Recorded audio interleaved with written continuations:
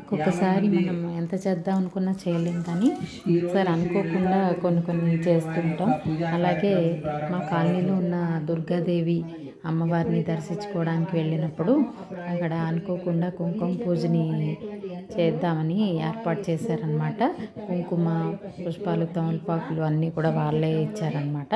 Actually బుధవారం రోజు కుంకుమ పూజ ఉందని ముందే చెప్పారు, కానీ ఈరోజు లలిత త్రిపుర సుందరి అమ్మవారి పూజ ఉంది కాబట్టి ఈరోజు కూడా మేము ఇస్తాం కుంకుమ పూజ, మీరు చేసుకోండి అని చెప్పి ఇచ్చారనమాట. నేను కూడా ఇందులో పార్టిసిపేట్ చేశాను. నాకైతే అనుకోకుండా ఇలా చేసినందుకు చాలా ఆనందంగా అనిపించింది. నాకు దైవ కార్యక్రమాల్లో పాల్గొనడం అనేది చాలా ఇష్టం అనమాట. చాలాసార్లు నాకు అవకాశాలు లేక వెళ్ళలేకపోతూ ఉంటాను. ఇలాగ వెళ్ళినప్పుడు అనుకోకుండా ఇలాంటివి జరిగినప్పుడు చాలా ఆనందంగా ఉంటుంది.